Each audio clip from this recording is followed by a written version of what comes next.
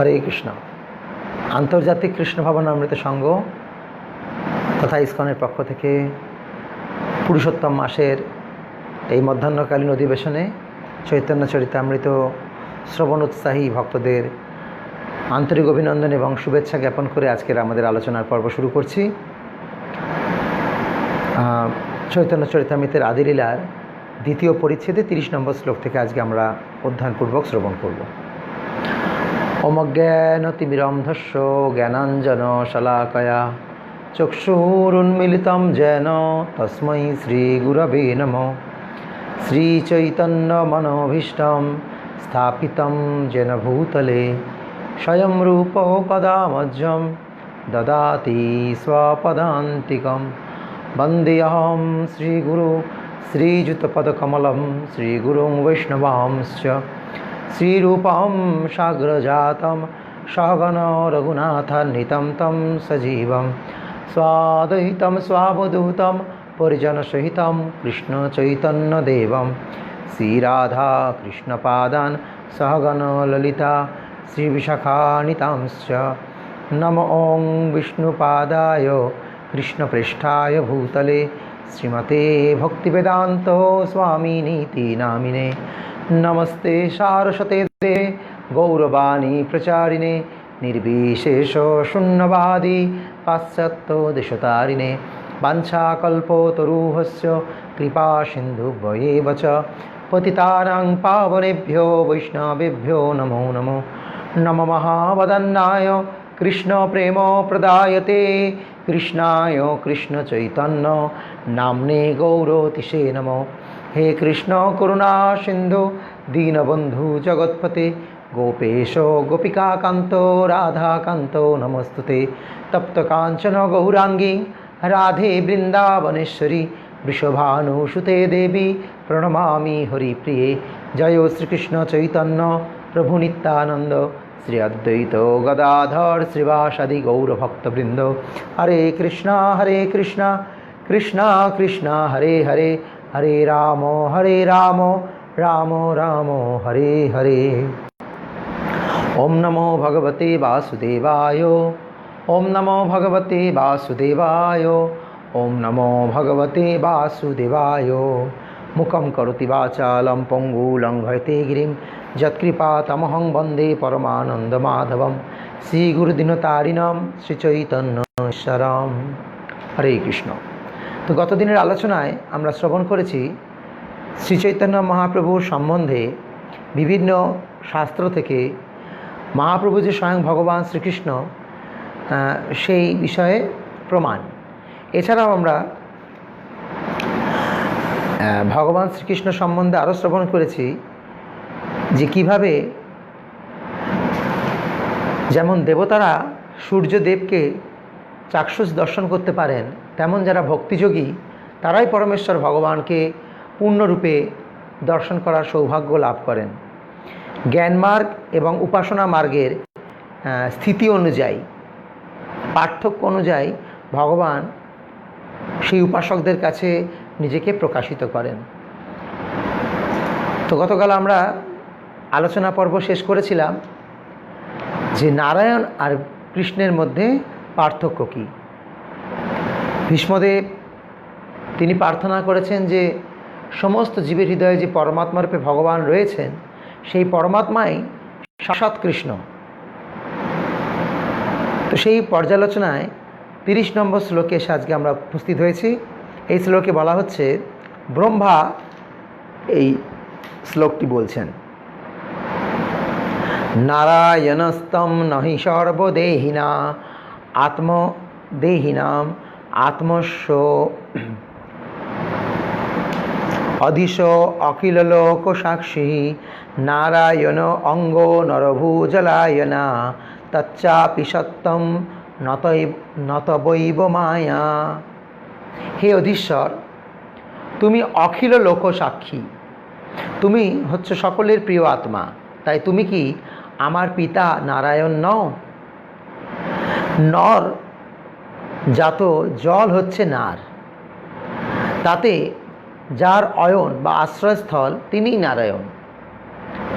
তিনি তোমার অঙ্গ অর্থাৎ অংশ, তোমার অংশরূপ কারণোদকশায়ী বিষ্ণু, ক্ষীরোদকশায়ী বিষ্ণু, গর্ভোদকশায়ী বিষ্ণু কেউই মায়ার অধীন নন, তারা সকল মায়াধীশ, মায়াতীত পরম সত।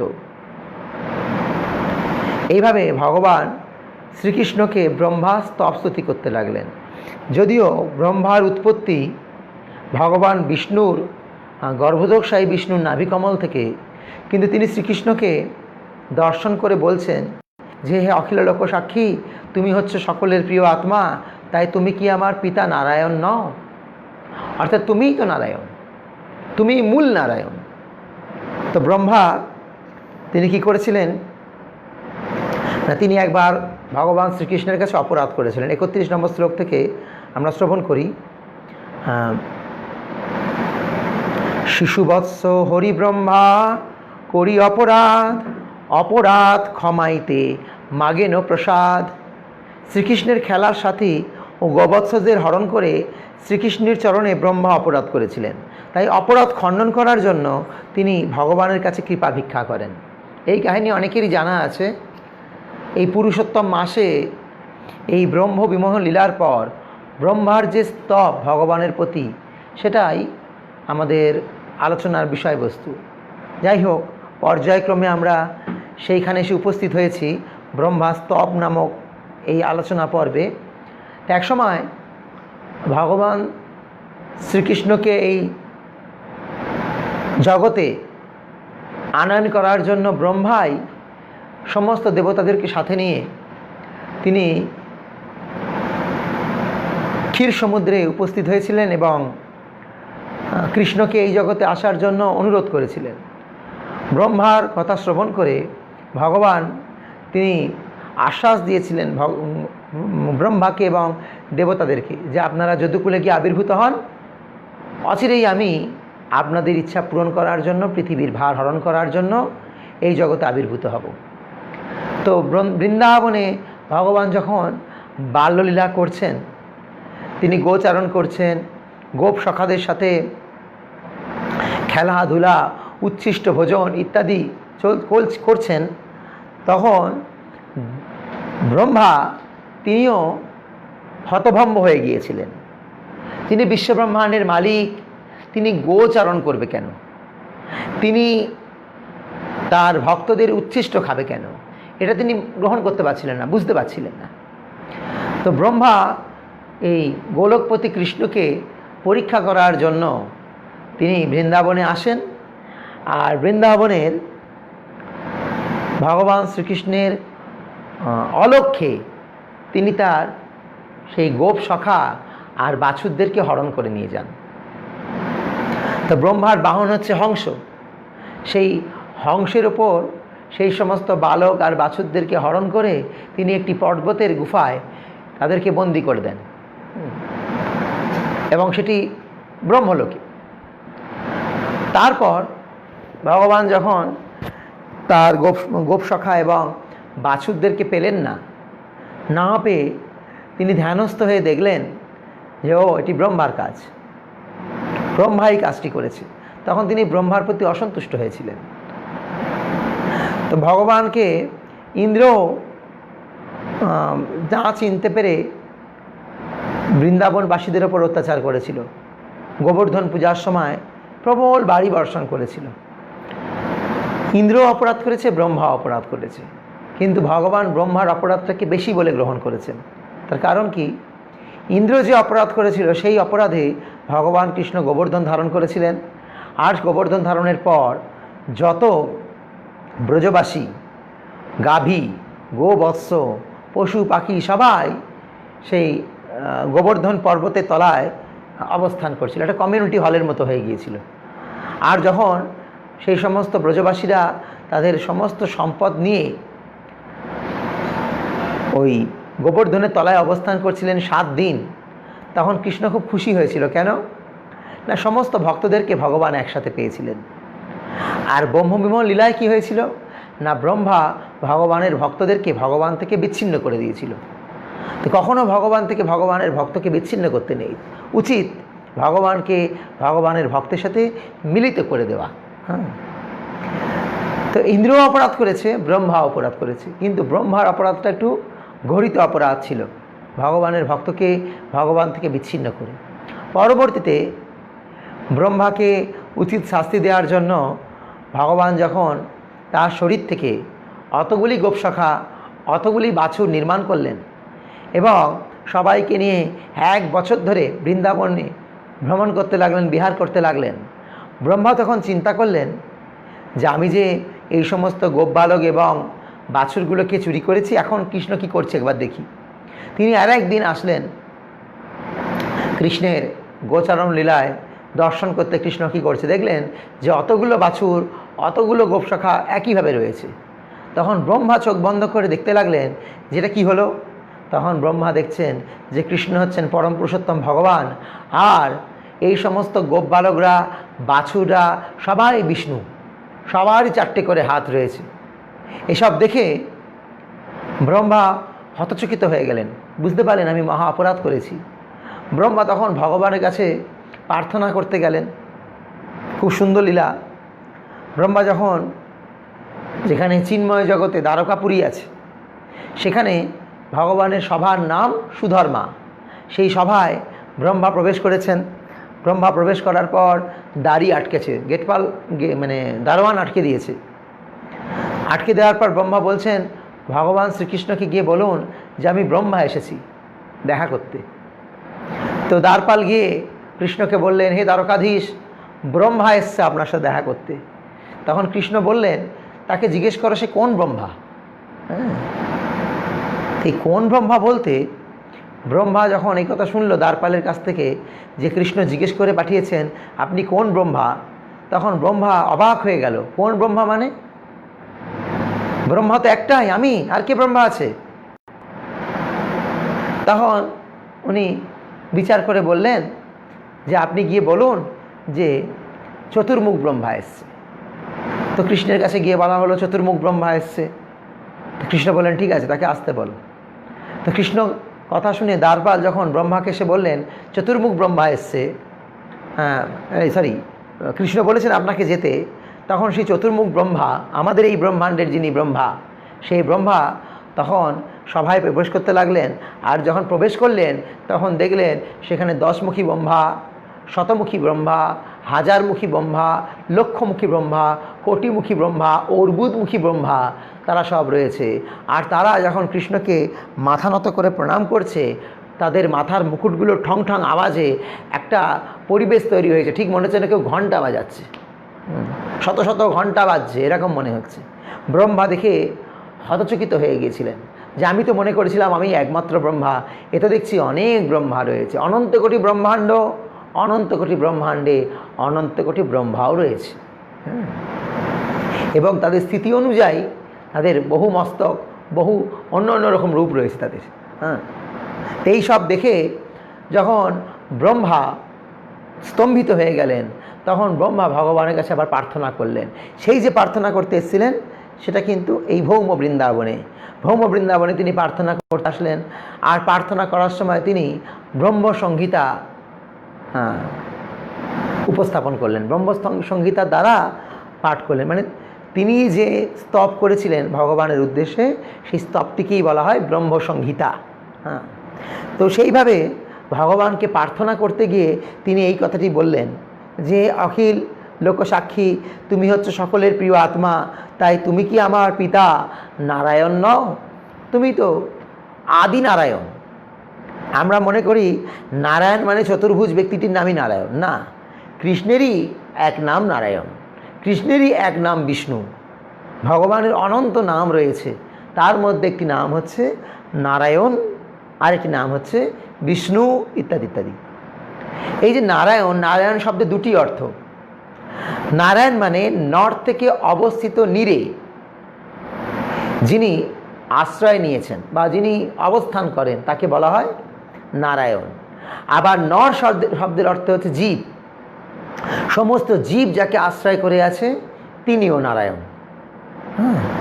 যিনি নারে আশ্রয় নিয়েছেন অর্থাৎ জলে শয়ন করেছেন তিনিও নারায়ণ। আবার সমস্ত জীব যাকে আশ্রয় করে আছে তিনিও নারায়ণ। তো আমরা আলোচনা পর্বে পাবো যে ভগবান কিভাবে বলছেন যে সমস্ত জীব তার থেকে সৃষ্টি আর সমস্ত জীব তার মধ্যে অবস্থিত। 32 নম্বর শ্লোক, তোমার নাভিপদ্ম হইতে আমার জন্মদয়, তুমি পিতা মাতা আমি তোমারও তনয়। তোমার নাভিপদ্ম হইতে আমার জন্ম, তুমি পিতা মাতা, তো আমি তোমার তনয়। পিতা মাতা বালকের নালয় অপরাধ, অপরাধ ক্ষম মোরে করহ প্রসাদ। পিতা মাতা যেমন বাচ্চার অপরাধ নেয় না, তুমিও আমার সেই অপরাধ ক্ষমা করো। অনেক সময় দেখা যায় ছোটোবেলায় শিশু মায়ের স্তন পান করতে করতে মায়ের বুকেও লাথি মারে, শিশু জানে না, কিন্তু মা তার জন্য কোনো ব্যথা অনুভব করে না, অথবা মা তার জন্য কখনো অসন্তুষ্ট হন না, অপমানিত হন না। তাই ভগবানের চরণে আমরা তো প্রতি মুহূর্তে অপরাধ করছি, কিন্তু ভগবান যেহেতু আমাদের পিতা মাতা, তাই তিনি আমাদের এই সমস্ত অপরাধগুলি গ্রহণ করেন না। কিন্তু আমরা সংশোধন হব কী করে? তাই ভগবান আমাদের অল্প কিছু শাস্তি দেন যাতে আমরা সংশোধন হতে পারি। কৃষ্ণ কহেন, ব্রহ্মা তোমার পিতা নারায়ণ, আমি গোপ তুমি কইছে আমার নন্দন। কৃষ্ণ তখন বললেন, হে ব্রহ্মা, তোমার পিতা তো নারায়ণ, তুমি নারায়ণের নাভি থেকে আবির্ভূত হয়েছ। আমি তো এটা গোয়ালা, গো, আমি কি করে তুমি কি করে আমার নন্দন হবে, আমার ছেলে হবে? ব্রহ্মা বলেন, তুমি কি না হও নারায়ণ, তুমি নারায়ণ শুনো তাহার কারণ। তখন ব্রহ্মা বলতে লাগলেন যে তুমিই তো নারায়ণ, তুমি যে নারায়ণ আমি তা প্রমাণ করছি তোমার সামনে। প্রাকৃত অপ্রাকৃত সৃষ্টে যত জীবগণ, তাহার যে আত্মা তুমি মূল। প্রাকৃত অপ্রাকৃত সৃষ্টি যত জীবরূপ, তাহার যে আত্মা তুমি মূল স্বরূপ। প্রাকৃত অপ্রাকৃত জগতে যত জীব রয়েছে তাদের সকলেরই আদি উৎস হচ্ছে তুমি, কারণ তুমি হচ্ছে সকলের পরমাত্মা। ভগবত গীতায় কৃষ্ণ বলছেন, অহং সর্বস্ব প্রভব মত্ত সর্বং প্রবর্ততে। আমার থেকেই সব কিছু সৃষ্টি। সব কিছু বলতে এই জড়জগৎ এবং চিন্ময় জগৎ, উভয় জগৎই ভগবান থেকে সৃষ্টি। উভয় জগতে যা কিছু দৃশ্যমান তাও ভগবান থেকে সৃষ্টি। সেটা কীভাবে? পরবর্তী শ্লোকে বলা হচ্ছে, পৃথ্বী জয়ছে ঘটকুলের কারণ ও আশ্রয়, জীবের নিদান তুমি, তুমি সর্বাশ্রয়। পৃথিবী যেমন মাটি দিয়ে তৈরি, সমস্ত পাত্রের মূল কারণ ও আশ্রয় তুমিও হচ্ছে সমস্ত জীবের পরম কারণ ও আশ্রয়। মাটির তৈরি সমস্ত বস্তুর মূল উপাদান যেমন মাটি, তেমনি এই জড়জগতের আর চিন্ময় জগতের উভয় জগতেরই মূল উপাদান হচ্ছে পরমাত্মারূপে তুমি।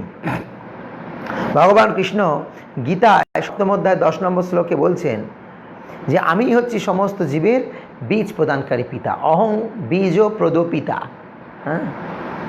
যেরকম স্বামী বিবেকানন্দ তিনি চিকাগো শহরে গিয়ে ঘোষণা করলেন যে হে আমার ভাই বোনেরা, ব্রাদার অ্যান্ড সিস্টার, আর তার প্রবচনের মধ্যে অনেকক্ষণ তালি পড়েছিল।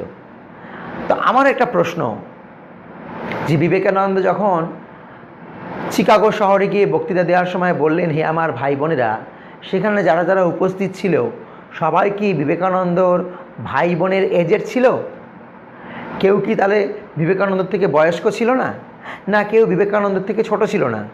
বিবেকানন্দ যে সময় গিয়েছিলেন চিকাগো শহরে, আজ থেকে প্রায় 150 বছর আগে, প্রায় 150 বছর আগে, তখন যারা যারা ওই সভায় ছিল তাদের মধ্যে কেউ ছিল বিবেকানন্দের পুত্রর বয়সী, কন্যার বয়সী, কেউ ছিল মা বাবার বয়সী, কেউ ছিল দাদু ঠাকুমার বয়সী, কেউ কেউ ছিল ভাই বোনের বয়সী। কিন্তু বিবেকানন্দ কোন অ্যাঙ্গেল দিয়ে সবাইকে ভাই বোন বলে সম্বোধন করলেন? আর সবাই করতালি দিতে লাগলেন, সবাইকে আপন করে নিলেন যেহেতু। তো কোন অ্যাঙ্গেল দিয়ে বিবেকানন্দ একজন সাধক, একজন মহান মনীষী হয়ে কিভাবে তিনি সবাইকে ভাই বোন বলে সম্বোধন করলেন? না, যেহেতু সবার পিতা একজন। অহং বীজ প্রদ পিতা।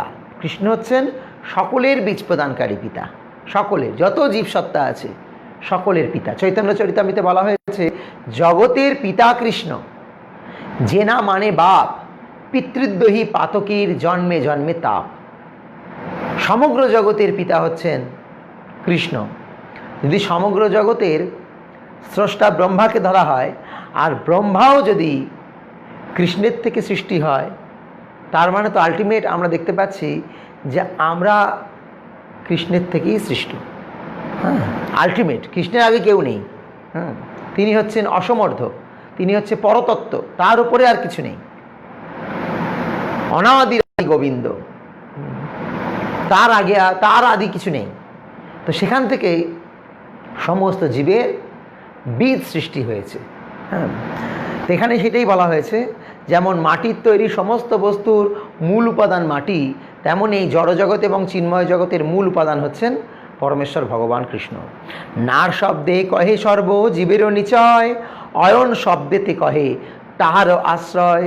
নার শব্দে সমস্ত জীবকে বোঝানো হয়েছে এবং অয়ন শব্দে তাদের আশ্রয়কে বোঝানো হয়েছে। আমি একটু আগে সেটাই বলেছি যে নার মানে সমস্ত জীব, হোল লিভিং এন্টিটি। সেটা একদম অ্যামিবা থেকে করোনা ভাইরাস থেকে আরম্ভ করে ব্রহ্মা পর্যন্ত যত জীব আছে সবকে একসাথে নার বলা হয়েছে। আর সবার আশ্রয়স্থল কি? আশ্রয়স্থলকে বলা হয় অয়ন। সমস্ত জীব যাকে আশ্রয় করে আছেন তিনিই নারায়ণ। খুব সুন্দর না? হ্যাঁ, আমরা বহু দেবদেবীর পূজা করি, বহু ব্রত, বহু তপস্যা করি, কিন্তু শাস্ত্রে বলে দিয়েছে যে কেন আমরা ভগবান কৃষ্ণের আরাধনা করব না, তিনিই আমাদের আশ্রয়। ভগবদ গীতায় খুব সুন্দর একটি শ্লোক রয়েছে, সেখানে বলা হয়েছে পরম ব্রহ্ম পরম ধাম পবিত্র পরমম ভবান। তিনি হচ্ছেন পরম ব্রহ্ম, তিনি হচ্ছেন পরম ভবান, পবিত্র। আবার কি বলা হয়েছে? গতি ভর্তা প্রভু সাক্ষী নিবাস শরণম সুহিত। তিনি হচ্ছেন আমাদের গতি, তিনিই হচ্ছেন ভর্তা মানে আমাদের স্বামী। গতি ভর্তা প্রভু, তিনিই হচ্ছেন আমাদের মালিক। গতি ভর্তা প্রভু সাক্ষী, তিনিই হচ্ছেন আমাদের সাক্ষী প্রদাতা। গতি ভর্তা প্রভু সাক্ষী নিবাসও, তিনিই আমাদের একমাত্র নিবাস মানে গৃহ বা আশ্রয়। শরণম, তিনিই একমাত্র আমাদের শরণ দিতে পারেন। আর সুহিত, তিনিই আমাদের বেস্ট ফ্রেন্ড। অন্যত্র বলা হয়েছে গীতায়, তমেব মাতা চ পিতা তমেব, তমেব বন্ধু চ সখা তমেব, তমেব বিদ্যা দ্রবিণম তমেব, তমেব সর্বম মম দেব দেব। এটা অন্য কোনো দেবদেবী বা অন্য কারোর ক্ষেত্রে প্রযোজ্য হয়নি। এই শ্লোকটি খুব প্রসিদ্ধ শ্লোক। তথাপি কে বলে কেন কৃষ্ণের পূজা করবো, আমরা অন্য কাউকে পূজা করব? তমেব মানে কোন নিরাকার ব্যক্তিকে বোঝানো হচ্ছে না, একজন সার ব্যক্তি। তুমি ইন্ডিকেট করা হচ্ছে, কোনো নিরাকার ব্যক্তিকে তুমি বলা হয় না, তাদের রূপই নেই। কিন্তু যখন এই শ্লোকটি আমরা জানি, তখন কি করে আমরা ভগবানকে নিরাকার বলতে পারি আর কৃষ্ণকে বাদ দিয়ে অন্য কাউকে ভগবান বলতে পারি? কত সহজ উত্তর না? তমেব মাতা, তমেব এটিকে বিচার করলে দ্বিবচনও হয়, একবচনও হয়। তমেব, যদি আমরা ব্যাকরণগতভাবে এটাকে দ্বিবচন বলি, তাহলে তুমিও আমার মা, তমেব মাতা, তুমিও আমার পিতা, তমেব পিতা চ, তমেব বন্ধু, তুমিও আমার বন্ধু। এই যখন দ্বিবচন হয়ে যাচ্ছে তখন বোঝা যাচ্ছে যে কৃষ্ণ বাদ দিয়ে অন্য কেউ পিতা মাতা বন্ধু আছে। হ্যাঁ, কিন্তু যদি ব্যাখ্যা এরকম হয়, তমেব মাতা, তুমিই আমার পিতা, তুমিই আমার মাতা, তুমিই আমার বন্ধু। হ্যাঁ, হিন্দি গানে এইটাই, হিন্দি গানের মধ্যে দিয়ে অন্যরকম আছে, তুমি হো মাতা পিতা তুমি হো, তুমি হো বন্ধু সখা তুমি হো। তুমি হো অর্থাৎ অনলি ফর ইউ, আর কেউ নেই। তুমিই মাতা, তুমিই পিতা, তুমিই বন্ধু, তুমিই সখা, তুমিই সুহৃদ। আর দ্রবিণম মানে তুমিই আমার সকল কিছুর সম্পদ, তুমিই একমাত্র আমার আপনজন, তুমিই একমাত্র আমার আশ্রয়। এইভাবে কৃষ্ণ হচ্ছেন সমস্ত জীবের পরম আশ্রয়। আর আমরা যদি সেটা উপলব্ধি করতে পারি যে তিনিই আমার একমাত্র আশ্রয়, তাহলে আমাদের সমস্ত দুঃখের নিবৃত্তি হবে। কিন্তু আমরা সেই পরম আশ্রয়কে ত্যাগ করে নিরাশ্রয় হয়ে গিয়েছি। পরম আশ্রয়কে যদি ত্যাগ করেছি, তাই আমরা নিরাশ্রয় হয়েছি। আমাদের কোনো আশ্রয় নেই। শ্রীমদ্ ভাগবতের অষ্টম স্কন্ধে গজেন্দ্র মোক্ষণ লীলা আছে। গজেন্দ্র আগের জীবনে তিনি ছিলেন একজন রাজা, মহারাজ ইন্দ্রদুম্ন। তিনি অভিশপ্ত হয়েছিলেন এবং অভিশপ্ত হয়ে হাতির দেহ প্রাপ্ত হয়েছিলেন। আর একজন গন্ধর্ব লোকের অধিবাসী ছিলেন, তার নাম ছিল মহারাজ হুহু। তিনিও অভিশাপে কুমিরের দেহ ধারণ করেছিলেন। একসময় সেই গন্ধমাদন পর্বতের ওপরে একটি জলাশয়ে এই কুমিরটি বাস করতো। আর সে হাতি ওই জলাশয়ের মধ্যে গিয়েছিল জল পান করতে তার সমস্ত জুত নিয়ে, মানে তার সমস্ত দল নিয়ে। সেখানে গিয়ে যখন সেই গজেন্দ্র অর্থাৎ হস্তিরাজ সে যখন সুঁড় দিয়ে জলকে আন্দোলিত করছিল এবং সুঁড় দিয়ে জলকে ফোয়ারার মতো অন্যান্য হাতির গায়ে ছিটাচ্ছিল, ঠিক সেই সময় ওই জলাশয়ে অবস্থিত কুমিরটি, সেই অভিশপ্ত কুমিরটি তার পায়ে আক্রমণ করে। বহুদিন ধরে সেই হস্তির সাথে কুমিরের লড়াই হয়। আর যখন কুমিরটির শক্তি আস্তে আস্তে কমে যায়, তখন তার যুথের অর্থাৎ তার দলের সমস্ত হাতিগুলো ধীরে ধীরে ধীরে সরে যায়। এরকমই পরিবারে হয়, যখন কেউ ঘোর বিপদে পড়ে তখন আত্মীয় স্বজন পরিবারের লোক সব সরে যায়। আপনারা দেখতে পাচ্ছেন কারুর বাড়িতে অনেক গেস্ট আসে, অনেক আলাপ আলোচনা, অনেক বন্ধুরা আসে, অনেক কিছু, হ্যাঁ, যাদেরকে কেন্দ্র করে তারা বলে কৃষ্ণ ভক্তি অনুশীলন করতে পারবো না, আমার বাড়িতে সবসময় লোকজন আসে। যদি করোনা হয় তাহলে তার বাড়ি বন্ধু বান্ধব দূরের কথা, যারা খুব প্রিয় আত্মীয় স্বজন তারাও আর আসবে না। হ্যাঁ, উপরন্তু সেই বাড়ির পাশ দিয়ে কেউ যাবে না, ফোনে হয়তো জিজ্ঞাসাও করবে না যে কেমন আছেন। যদি কেমন আছে জিজ্ঞেস করতে গিয়ে কেউ বাড়িতে ডাকে যে একটুখানি আমাকে হেল্প করে দিয়ে যাও, সেই ভয়তে ফোনও করবে না। হ্যাঁ, তো এইরকম হচ্ছে আমাদের তথাকথিত আত্মীয়রা। তো এই গজেন্দ্র মোক্ষণ লীলায় দেখানো হয়েছে যে সেই গজেন্দ্র যখন বিপদে পড়েছিল, কুমির তাকে গ্রাস করছিল, তখন তার যুদ্ধের সমস্ত হাতিরা সেখান থেকে পলায়ন করেছিল। কুমির জলচর প্রাণী আর হাতি স্থলচর প্রাণী, তাই যুদ্ধে ধীরে ধীরে হাতির শক্তি বিকল হয়ে যাচ্ছিল, আর কুমিরের শক্তি একই আছে, জলচর প্রাণী, অসুবিধা নেই।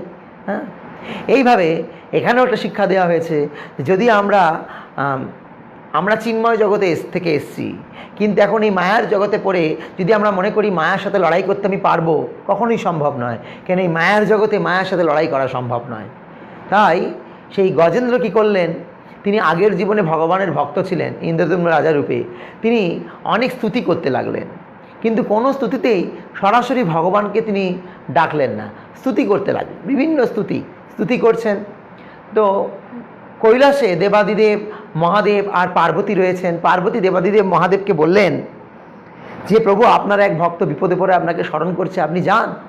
তখন শিব বললেন যে না না হে প্রিয়ে, গজেন্দ্র আমাকে স্মরণ করছে না, তুমি একটু বাদে দেখবে গজেন্দ্র যাকে স্মরণ করছে সে নিশ্চিত তার কাছে যাবে, গজেন্দ্রের কাছে যাবে। কিছুক্ষণ বাদে গজেন্দ্র স্তব করতে করতে সেই সরোবরের একটি পদ্মফুলকে সুঁড়ে তুলে নিয়ে তিনি বললেন, নারায়ণ অখিল গুরু ভগবান নমস্তে। যেই তিনি নারায়ণের নাম উচ্চারণ করলেন, সাথে সাথে ভগবান নারায়ণ তিনি তার স্পেশাল বিমান রয়েছে, হ্যাঁ, যেটা খুব দ্রুতগামী, সেটার নাম হচ্ছে গরুড় দেব। সেই গরুড় দেবের ওপর আরোহণ করলেন এবং শঙ্খ চক্র গদা পদ্মধারী ভগবান নারায়ণ তিনি ঊর্ধ্ব বেগে এগিয়ে আসছেন কোথায়, গজেন্দ্রকে উদ্ধার করার জন্য। ভগবানের ছবিটি এরকম রয়েছে, শাস্ত্র লেখাও রয়েছে ভাগবতে, যে ভগবান যেন এমনভাবে আসছিলেন তিনি যেন মনে করতে লাগলেন যে গরুড়ের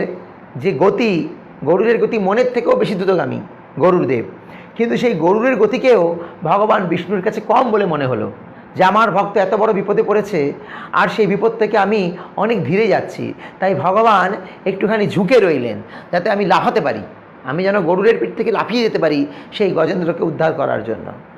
এখানে বলা হচ্ছে যে টিকাকাররা ব্যাখ্যা দিচ্ছেন যে যতক্ষণ না পর্যন্ত গজেন্দ্র সেই পরম পুরুষোত্তম ভগবানের নাম উচ্চারণ করেছেন, তার আশ্রয় নিয়েছেন, ততক্ষণ পর্যন্ত ভগবান উপস্থিত হননি। আমরা যদি বহু দেবদেবীর পূজা করি আর বিপদের সময় যখন ডাকতে থাকি, তখন কোন দেবতা আসবে আমাদেরও দেবতাদের মধ্যে একটা সমস্যা আরম্ভ হয়ে যায় যে কাকে ডাকছে। হ্যাঁ, তো প্রকৃতপক্ষে আমাদের ধীর স্থির হয়ে যদি আমরা কোনো একজনের চরণে আশ্রয় নিই, তারাও আমাদের গতি ভগবানের কাছে নিয়ে যাবে। কিন্তু আমরা প্রচণ্ড অশান্ত, অনেক অশান্ত আমরা। তাই আমরা আজকে এই দেবতা, কালকে ওই দেবী, পরশুদিন ওই দেবতা, তারপরের দিন আরেক দেবী, এই রকম বিভিন্ন দিকে নিজেকে নিযুক্ত রেখেছি। এটা ঠিক না। যেমন বাংলায় কথা আছে, দু নৌকায় পা দেওয়া চলা উচিত না, সেরকম বহু নৌকায়, দু নৌকা তো পরের কথা, আমরা বহু নৌকায় পা দিয়েছি। কৃষ্ণ বলছেন সর্বধর্মাং পরিত্যাজ্য মামেকম শরণম ব্রজ অহম ত্বম সর্ব পাপে মোক্ষয়িষ্যামি মা শুচ। কিন্তু আমরা সেগুলো না করে, শাস্ত্র না পড়ে আমরা বহুমুখী হয়ে গিয়েছি। তো আমাদেরকে বুঝতে হবে আমাদের পরম আশ্রয় হচ্ছেন ভগবান কৃষ্ণ শ্রীহরি। হরি শব্দের অর্থ যিনি হরণ করেন, যিনি তার ভক্তের সমস্ত দুঃখ হরণ করতে পারেন, সেই হরির চরণে আমাদের পূর্ণরূপে আস্থা রাখতে হবে, পূর্ণরূপে আশ্রয় নিতে হবে। অতএব তুমি হও মূল নারায়ণ, এই এক হেতু শুনো দ্বিতীয় কারণ। অতএব যেহেতু তুমি হচ্ছে সমস্ত জীবের আশ্রয়, তাই তুমি হচ্ছ প্রকৃতপক্ষে নারায়ণ। আর দ্বিতীয় কারণ কি?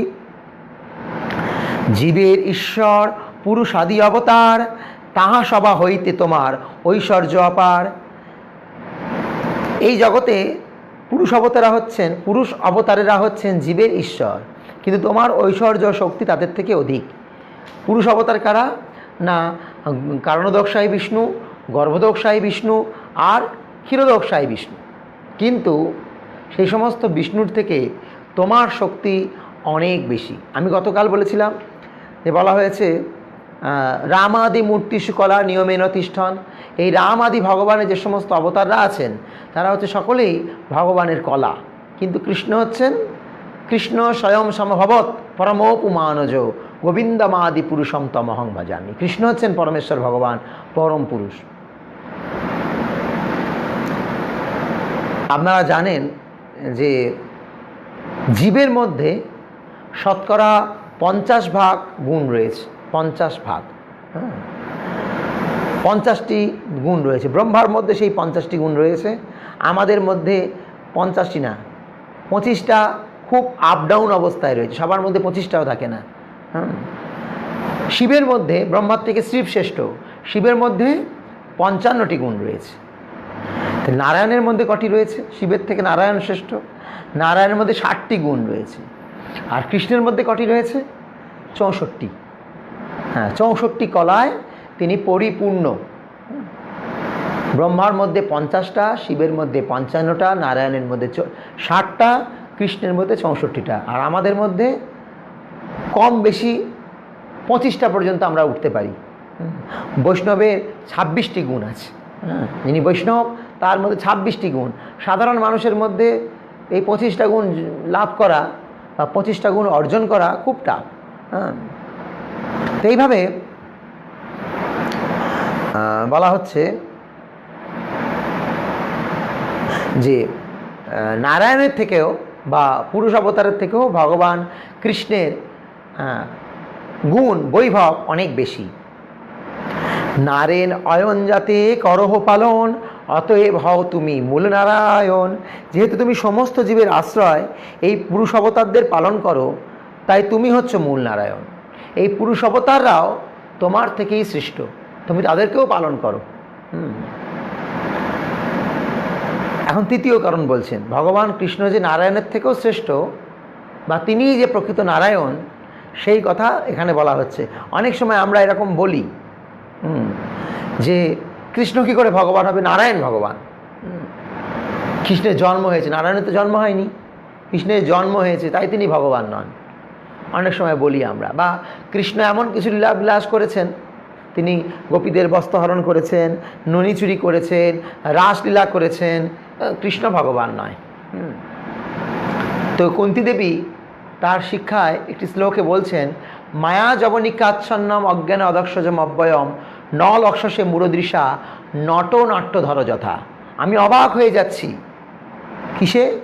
না তুমি বিশ্বব্রহ্মাণ্ডের মালিক হয়েও তোমার মায়ের হাতে ছড়ি দেখে, লাঠি দেখে তুমি ভয়ে ভীত হয়ে ক্রন্দন করছিলে। আমি ভয়ে অবাক হয়ে যাচ্ছি, আমি এগুলো দেখে বিস্মিত হয়ে যাচ্ছি, স্তম্ভিত হয়ে যাচ্ছি। আর সেই কিনা তুমি আজকে উত্তরার গর্ভে প্রবেশ করে পরীক্ষিতকে রক্ষা করলে।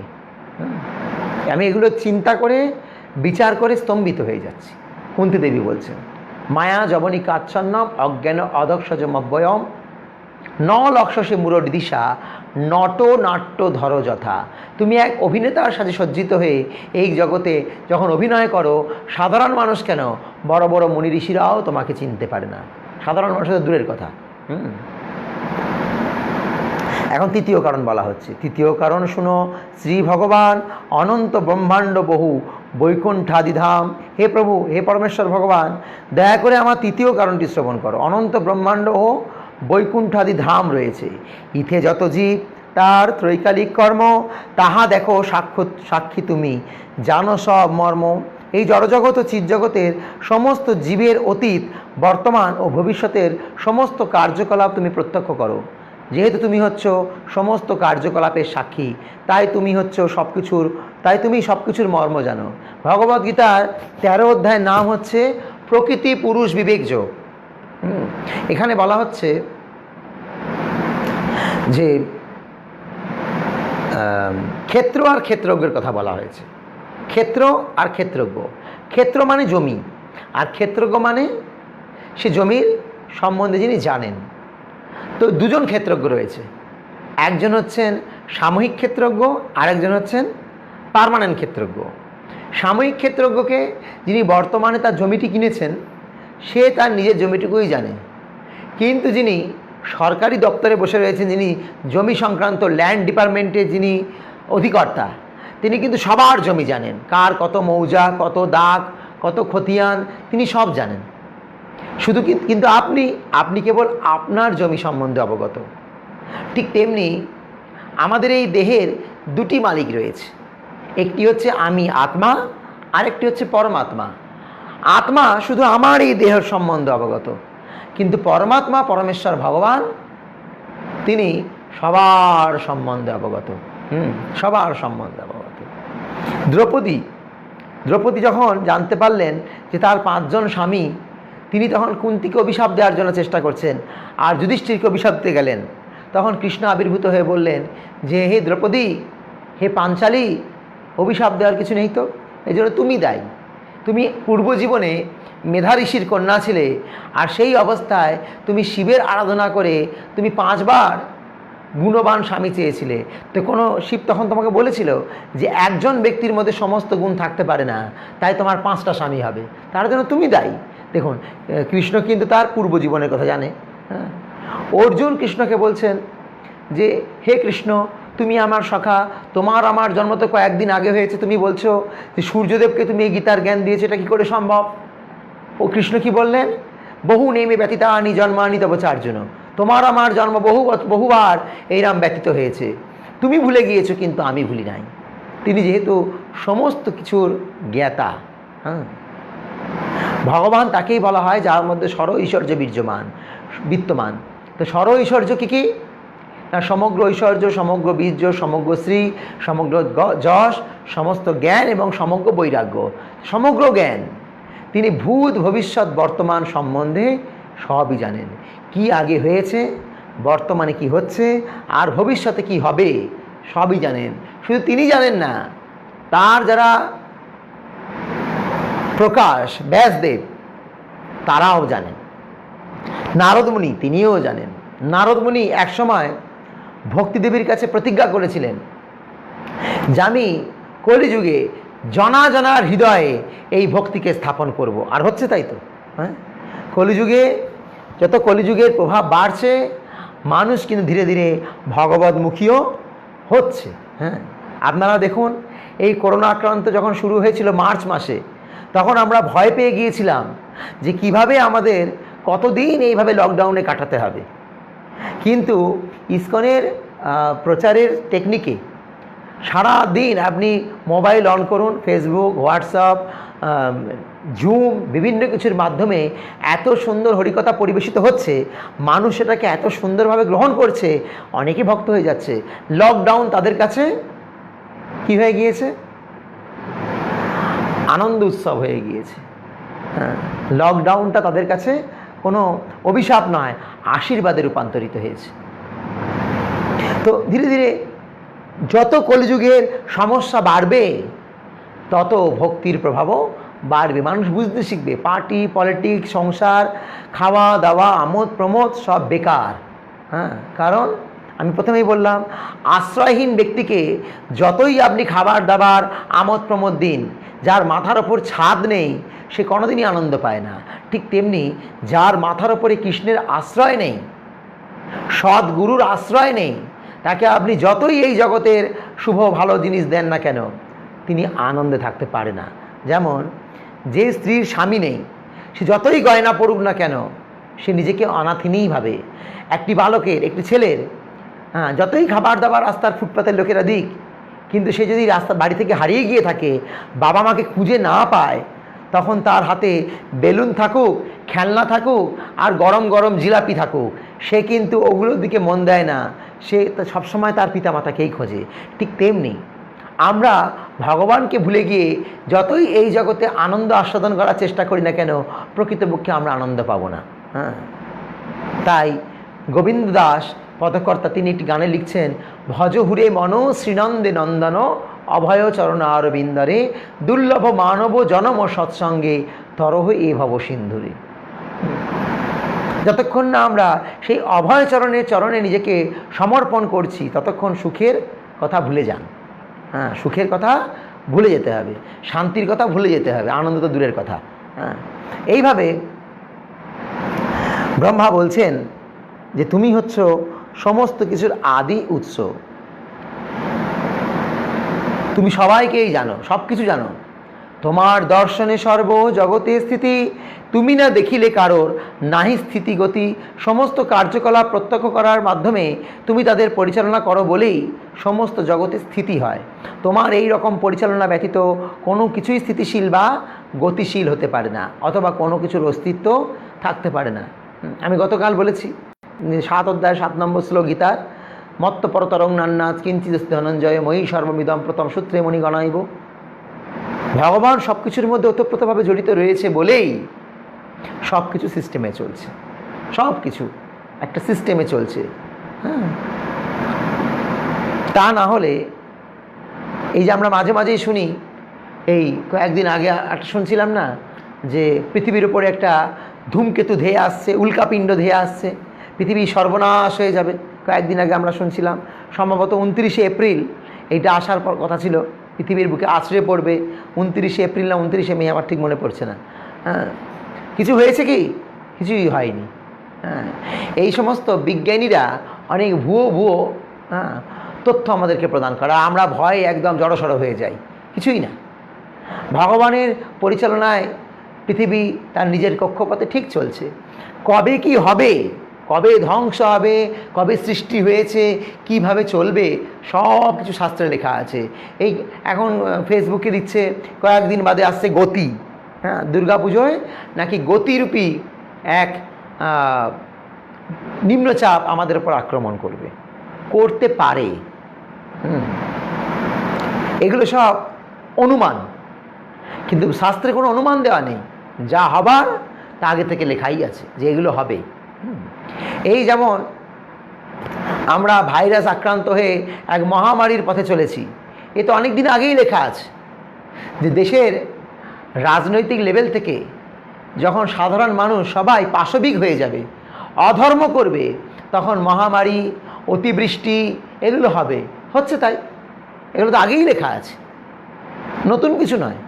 যখন আমরা অনেক অত্যাচারী হয়ে যাব, বিশৃঙ্খল জীবনযাপন করব, জীব হত্যায় সমাজ আমাদেরকে বা যারা আমাদের সমাজের রক্ষক তারা আমাদেরকে উৎসাহিত করবে, তখন সমাজের, দেশের রাজনৈতিক পরিকাঠামো, সামাজিক পরিকাঠামো সব ভেঙে চুরমার হয়ে যাবে।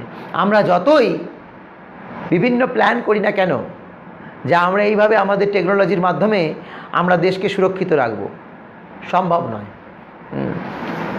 এই যে বর্তমান যে ক্লেশ চলছে এটা আদি দৈবিক আদি ভৌতিক মিলিয়ে, এটা আদি ভৌতিক কেন, অন্য কোনো জীব সংক্রান্ত করোনা, কোনোটা জীব, আবার আদি দৈবিক, এটা ভগবানের ইচ্ছাতেই হচ্ছে। যেহেতু আমরা এত পাপাচারে লিপ্ত হয়েছি, পৃথিবী সব কিছু সহ্য করতে পারে না পাপের ভার। সেই পাপের ভারকে হালকা করার জন্য মাঝে মাঝে এই রকম পরিস্থিতির সম্মুখীন আমাদেরকে হতে হয়। একজন আমাকে প্রশ্ন করছেন যে প্রভু, ভগবান কি করোনাকে মুক্ত করতে, করোনা থেকে আমাদেরকে মুক্ত করতে পারে না? অবশ্যই পারে, কিন্তু করোনা তো দিয়েছে ভগবানই। যেহেতু আমরা অত্যাচারী হয়ে গিয়েছি, আমরা ধর্ম কর্ম ভুলে যথেচ্ছাচারী জীবনযাপন করছি, তাই তো এই অবস্থা। হ্যাঁ, দেখুন মোদী সরকার কত চেষ্টা করছিল গঙ্গা যমুনা স্বচ্ছ বানাবে, কত কোটি টাকা ব্যয়, আর এমন এক পরিস্থিতি হয়ে গেছে গঙ্গা যমুনা এমনিই স্বচ্ছ হয়ে গিয়েছে। হ্যাঁ, বহু বছর ধরে এত বৃষ্টি হয়নি, গাছ ঘোড়া কম চলছে, গাছপালা সতেজ রয়েছে, বৃষ্টিও হচ্ছে, কত সুন্দর পরিবেশ। কেন না, রাজনৈতিক নেতা থেকে আরম্ভ করে কেউ যেটা পারছিল না, ভগবান এক চুটকিতে করে দিল। হ্যাঁ, সোশ্যাল ডিস্টেন্স, কত কিছু, এগুলোর জন্য তো সরকার অনেক দিন আগে থেকে চেষ্টা করছিল, ভগবানের চুটকিতে সেই কাজ হয়ে যায়। হ্যাঁ, ভগবান এগুলো তো কিছুই না, এগুলো তো হচ্ছে মানে সত্যযুগ শুরু হওয়ার আগের একটা নমুনা দেখাচ্ছে, যে ভগবান দেখাচ্ছে যে কলিযুগের কুপ্রভাব যত বাড়বে তত এই সমস্ত সমস্যাগুলোও বাড়বে, অনেক সমস্যা বাড়বে। এটা তার হালকা নিদর্শন একটা। তাই আমরা যদি ভগবানের চরণে আশ্রয় নিই তাহলে কি হবে, সবাই টপ টু বটম, সবাই, মহাত্মা গান্ধী তিনি চেয়েছিলেন রাম রাজত্ব। রাম রাজত্বে কি হতো, রাম রাজত্বে কেউ চুরি করতো না, রাম রাজত্বে সবাই একে অপরের সহায়ক ছিল, রাম রাজত্বে সবাই ধার্মিক ছিল, রাম রাজত্বে দেবতারাও মানুষদেরকে সহযোগিতা করত, যখন তখন বৃষ্টি হতো না, খুব গরম পড়তো না, খুব ঠান্ডা পড়তো না, সব সিস্টেমেটিক ছিল। তা আমাদের মহাত্মা গান্ধী জাতির জনক, তিনিও চেয়েছেন রাম রাজত্ব, কিন্তু আমরা কি রামকে বাদ দিয়ে রাম রাজত্বে থাকতে পারি? রামকে বাদ দিয়ে কখনো রাম রাজত্ব হওয়া সম্ভব নয়। এখন তো রামের নাম শুনে লোকে ভাবে যে গালিগালাজ করা হচ্ছে, তো রামকেই চিনল না, যারা রাম রাম করছে তারাও রামকে চিনল না, আর যারা রামের শব্দটা শুনে বলছে গালিগালাজ করছে তারাও রামকে চেনে না। হ্যাঁ, উভয়ই রামকে চেনে না। তো রাম রাজত্ব করতে গেলে আগে গীতা, ভাগবত, মহাভারত, রামায়ণ জানতে হবে, পড়তে হবে, সেই অনুযায়ী নিজের জীবনটাকে পরিচালনা করতে হবে। খুব সুন্দর যে রাম রাজত্ব করতে গেলে প্রথমে নিজেকে আগে ভালো হতে হবে, তারপর নিজের ঘরটাকে ভালো বানাতে হবে।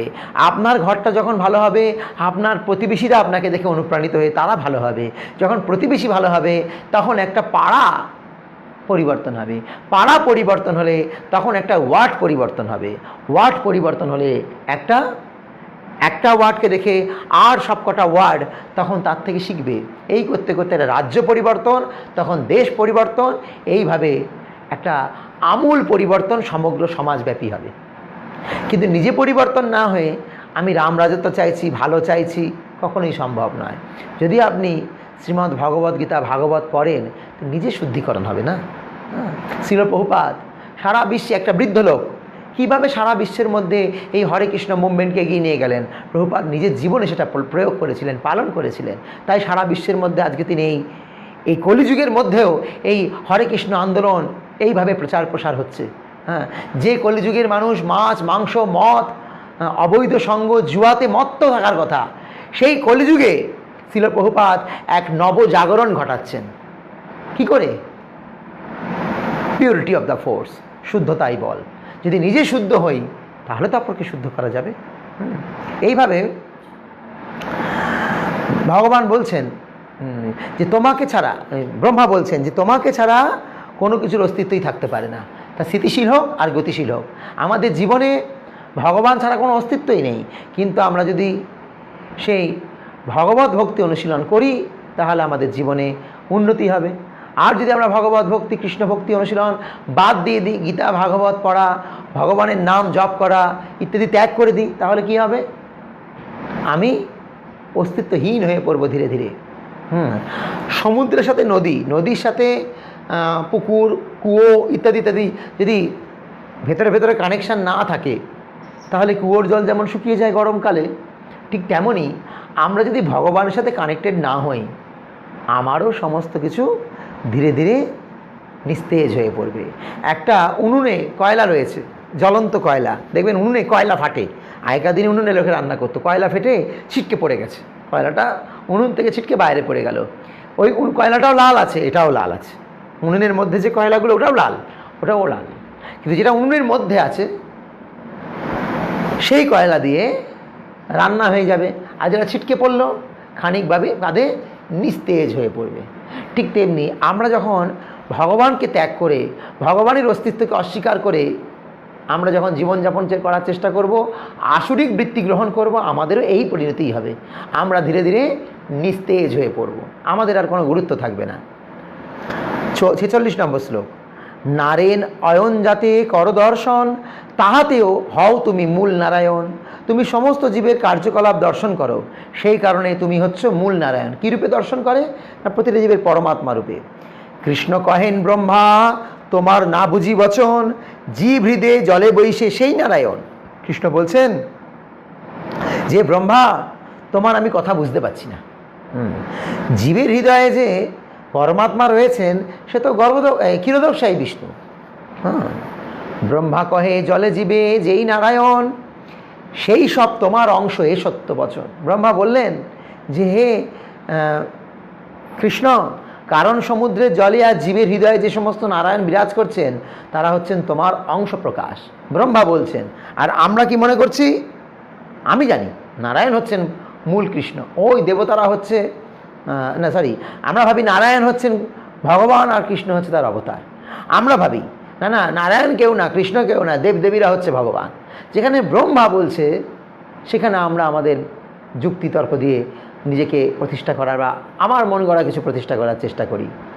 49 নম্বর শ্লোক, কারণ অবধি গর্ভদোক ক্ষীরোদকশায়ী মায়াদারে সৃষ্টি করে তাতে সব মাই। তো এখানে বলা হয়েছে যে এই যে 3 পুরুষ অবতার আছেন, কারণদকশায়ী, গর্ভদকশায়ী, ক্ষীরোদকশায়ী বিষ্ণু, তারা এই জগৎকে সৃষ্টি করার সময় মায়াকে তারা ইউজ করেন, তাই তারা মায়ার সঙ্গে সম্পর্কযুক্ত। সেই 3 জলশায়ী সব অন্তর্যামী ব্রহ্মাণ্ড বিন্দের আত্মা যে পুরুষ নামী। জলে শয়নকারী যে 3 জন পুরুষ হচ্ছেন সব কিছুর পরমাত্মা। প্রথম পুরুষ হচ্ছেন ব্রহ্মাণ্ড সমূহের পরমাত্মা, অর্থাৎ কারণদকশায়ী বিষ্ণু হচ্ছেন সমস্ত ব্রহ্মাণ্ডের পরমাত্মা। হিরণ্য গর্ভের আত্মা গর্ভদোকশায়ী, ব্যষ্টিজীব অন্তর্যামী ক্ষীরোদকশায়ী। আর সমষ্টিগত জীবের পরমাত্মা হচ্ছেন গর্ভদোকশায়ী বিষ্ণু, আর ব্যষ্টিগত জীবের পরমাত্মা হচ্ছেন ক্ষীরোদকশায়ী বিষ্ণু। সমষ্টিগত জীব মানে এই ব্রহ্মাণ্ডের যত ব্রহ্মাণ্ড আছে সমস্ত ব্রহ্মাণ্ডের পরমাত্মা হচ্ছেন কারণদকশায়ী বিষ্ণু। একটি ব্রহ্মাণ্ডের পরমাত্মা হচ্ছেন গর্ভদোকশায়ী বিষ্ণু। সেই গর্ভদোকশায়ী বিষ্ণু নাভি থেকে উৎপন্ন হলো ব্রহ্মা। ব্রহ্মার হৃদয় এবং বাকি যত জীব আছে সমস্ত জীবের হৃদয়ে ব্যষ্টিগত যে পৃথক পৃথকভাবে রয়েছেন যে পরমাত্মা, তিনি হলেন ক্ষীরোদকশায়ী বিষ্ণু। এই সবার দর্শনেতে আছে মায়াগন্ধ, তুরীয় কৃষ্ণের নাই মায়ার সম্বন্ধ। আপাতদৃষ্টিতে এই সমস্ত পুরুষদের সঙ্গে মায়ার সম্বন্ধ রয়েছে, কিন্তু শ্রীকৃষ্ণ হচ্ছেন মায়াতীত, তার সঙ্গে মায়ার কোনো সম্বন্ধই নেই। তাই কৃষ্ণের এই স্তরকে বলা হয় তুরীয় স্তর। তুরীয় অর্থাৎ মায়াতীত।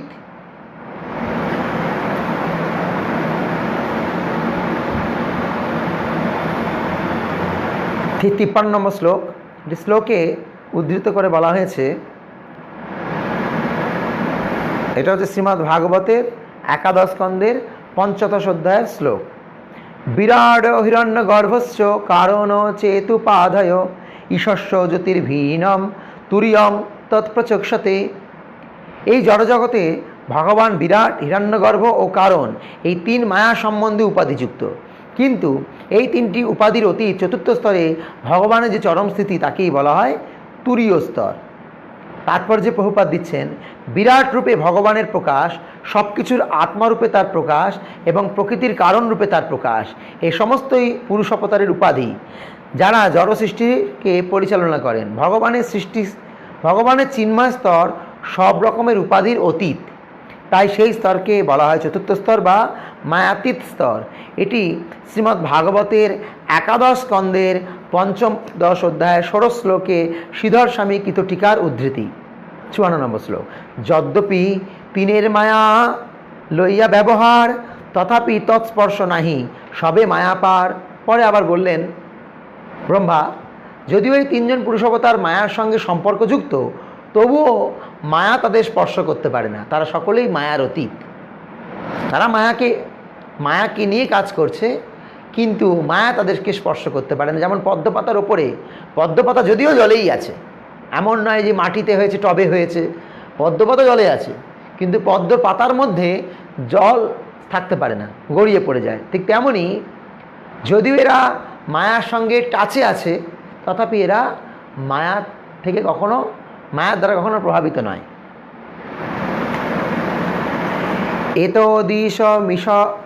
এতদীশন মিশস্য প্রকৃতিস্থপি তদ্গুণৈ ন যুজ্যতে সদাত্মস্থৈ যথা বুদ্ধি তদাশ্রয়া।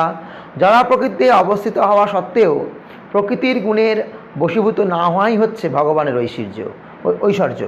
তেমনি যারা তার শরণাগত হয়ে তাদের বুদ্ধিকে তার উপর নিবদ্ধ করেন, তারাও কখনো প্রকৃতির গুণের দ্বারা প্রভাবিত হন না। ভগবানের বিশেষ বৈশিষ্ট্য কি না, জড়া প্রকৃতিতে ভগবান আসেন, তা সত্ত্বেও জড়া প্রকৃতির কোনো কলুষতা ভগবানকে স্পর্শ করতে পারে না। নাহং প্রকাশ সর্বস্ব যোগমায়া সমাবৃত। ভগবান যখন এই জগতেও আসেন, তখন তিনি তার যোগমায়াকে আশ্রয় করে নিজেকে আবৃত করে রাখেন। ভগবানের শরীরের পাশে যে আওরা আছে, তার সাথে মায়ার কখনো টাচ নেই। আবার চৈতন্য চরিতামৃতে বলা হচ্ছে, কৃষ্ণ সূর্য সম মায়া অন্ধকার, যাহা কৃষ্ণ তাহা নাই মায়ার অধিকার। যেখানে ভগবান থাকেন সেখানে মায়া থাকতে পারে না। মায়া হচ্ছে অন্ধকার রূপ, ভগবানের সামনে কখনো তিনি অবস্থান করতে পারেন না। তদ্রূপ যারা ভগবানের শুদ্ধ ভক্ত, তারাও এই জড়া প্রকৃতি থাকলে জড়া প্রকৃতির কোনো প্রভাব তাদের ওপর প্রভাবিত করতে পারে না। রূপ গোস্বামী, সনাতন গোস্বামী, আমাদের গুরুবর্গরা, শ্রীল প্রভুপাদ ইত্যাদি যে সমস্ত আমাদের মহান মহান ভক্তরা আছেন, তারাও এই জড়জগতে এসে ক্রিয়াকলাপ করেছেন। আপাতদৃষ্টি দেখে মনে হতে পারে তারা মায়ার দ্বারা পরিচালিত, প্রভাবিত না। প্রভুপাদেরও স্ত্রী ছিল, সন্তান ছিল, কিন্তু প্রভুপাদের স্ত্রী এবং সন্তানরা প্রভুপাদকে গৃহে আবদ্ধ করে রাখতে পারেনি। ভক্তিবিনোদ ঠাকুর গৃহস্থ ছিলেন, কিন্তু ভক্তিবিনোদ ঠাকুর তিনি ছিলেন সপ্তম গোস্বামী, তাকে কোনো প্রকার প্রভাবিত করতে পারেনি তার সংসার।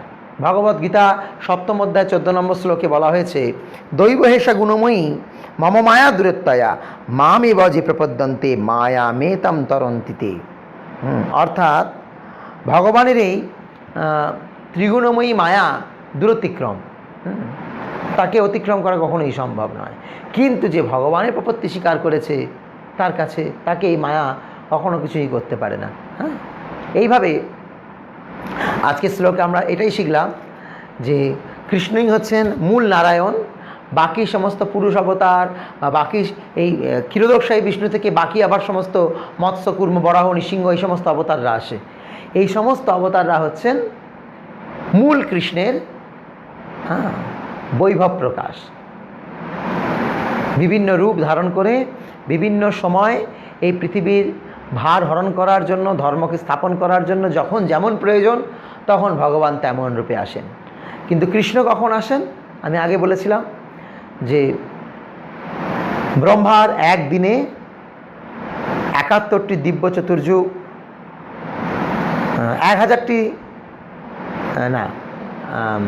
1000 বার রোটেট হয় সত্যতেতা দাপর কলি। তার মধ্যে 14 জন মনু রাজত্ব করেন। এই 14 জন মনুর রাজত্বকালে, সপ্তম মনুর রাজত্বকালে 28 নম্বর দিব্য চতুর্যুগে ভগবান দাপরের শেষে স্বয়ং পুরুষোত্তম কৃষ্ণরূপে আবির্ভূত হন। আর তারপর যখন কৃষ্ণ চলে যান, তখন শ্রী চৈতন্য মহাপ্রভু ভগবান স্বয়ং ভক্তরূপে আবির্ভূত হন। কৃষ্ণের সেই শিক্ষাকে বাস্তব জীবনে রূপান্তর করার জন্য, বাস্তব জীবনে প্রয়োগ করার জন্য তিনি তখন মহাপ্রভু রূপে আসেন। এইভাবে আজকে আমরা চৈতন্য চরিতামৃতের আদিল্লার চৈতন্য নিরূপণ তত্ত্ব সম্বন্ধে শ্রবণ করলাম। এখন যদি কারো কিছু প্রশ্ন থাকে আমাকে আপনারা করতে পারেন, আমি চেষ্টা করব আপনাদের প্রশ্নের উত্তর দেওয়ার।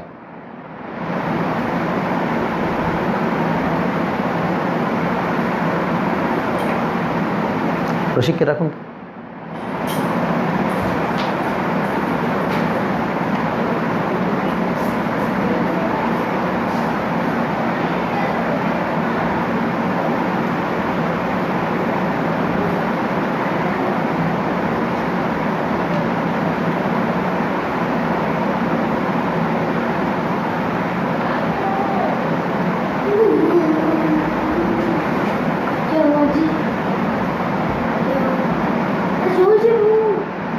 কোনো প্রশ্ন?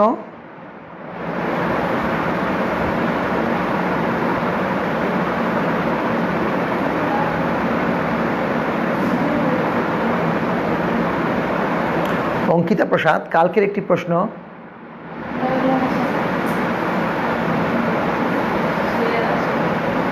হরে কৃষ্ণ প্রভুজি, ধন্যবাদ, প্রণাম। প্রভু ভীষ্মদেব কি শিক্ষা দিতে চেয়েছিলেন দুর্যোধনের ধনে প্রতিপালিত হয়ে? ওনার কি কৃষ্ণের প্রতি ভক্তি কখনো কম হয়নি?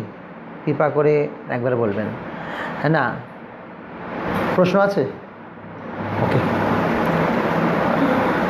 না, ওনার অন্তরের সুপ্ত কৃষ্ণ ভক্তি তার দ্বারা প্রভাবিত হয়নি, কিন্তু দুর্যোধনের অন্নে প্রতিপালিত হয়ে তিনি জগৎকে শিক্ষা দিচ্ছেন। যদি আমরা বিষয়ীর অন্ন খাই তাহলে তার দ্বারা কৃষ্ণ ভক্তি বিঘ্ন হতে পারে। তিনি তো শুদ্ধ মহাজন, তাই তার অন্তর্নিহিত যে কৃষ্ণ ভক্তি তা কখনো নষ্ট হয়নি। আর একজন আছে গঙ্গানাথ ঘোষ, গতকাল প্রশ্ন করেছিলেন, আমি এখন ভক্তি জীবনে এসেছি আস্তে আস্তে। আমি সব পূজা ছেড়ে দিয়েছি, কিন্তু আমার শ্বশুরবাড়িতে পূর্বপুরুষে ধরে শুক্লপক্ষের পঞ্চমী তিথিতে একটা ভোগ লাগে, সেটা ভয়ের কারণে বন্ধ করতে পারছি না। কিভাবে সেটা বন্ধ করব, দয়া করে যদি একটু বলেন। খুব সুন্দর। ভগবান বলছেন যে যদি কেউ আমাতে আত্মনিবেদন করে আমি তাকে সমস্ত প্রকার পাপ থেকে, ভয় থেকে মুক্ত করি।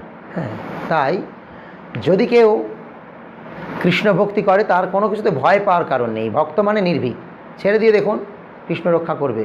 তার প্রমাণ বৃন্দাবনের ব্রজবাসীরা, তারা সবাই গোবর্ধনের ইন্দ্রের পূজা করতেন, কিন্তু কৃষ্ণের নির্দেশে তারা ইন্দ্র পূজা ত্যাগ করে কী করলেন না, গোবর্ধনের পূজা করলেন।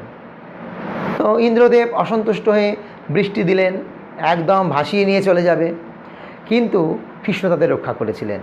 দ্রৌপদী যখন সেই অক্ষয় পাত্র থেকে দুর্বাসাকে ভোজন করাতে অক্ষম হলেন, দুর্বাসা স্নান করতে গেল, দ্রৌপদী কৃষ্ণকে আহ্বান করলেন, আর কৃষ্ণের কৃপায় সেই অক্ষয় পাত্রের এক টুকরো দানা চাল আর অন্ন আর পাট শাক খেয়ে কৃষ্ণ যখন উদ্গার তুললেন, তখন কি হলো না, দুর্বাসার সমস্ত শিষ্যদের পেট ভরে গেল। এটাই শাস্ত্রে বলা হয়, যস্মিন তুষ্ট জগৎ তুষ্ট, প্রণীতে প্রণীতম জগৎ। যদি আমরা ভগবানের আরাধনা করি তাহলে সবার আরাধনা হয়ে যাচ্ছে, আলাদা করে কারোর প্রয়োজন নেই। তা আপনি পরবর্তী যে ওই ব্রতটি আসবে তখন আপনি সরাসরি কৃষ্ণের পূজা করুন। আর যদি আপনার মনের মধ্যে কোনো খুঁতখুঁত থাকে, আপনি কৃষ্ণকে ভোগ নিবেদন করে সেইটি ওই দেবতাকে বা দেবীকে অর্পণ করতে পারেন, সেটাই নীতি। হরে কৃষ্ণ। আর কোনো প্রশ্ন? ওকে, আর কোনো প্রশ্ন নেই। আজকের মতো এখানেই সমাপ্ত। আগামীকাল আমরা আবার উপস্থিত হব অনলাইনে চৈতন্য চরিতামৃত আলোচনা পর্বে। বন্ধ।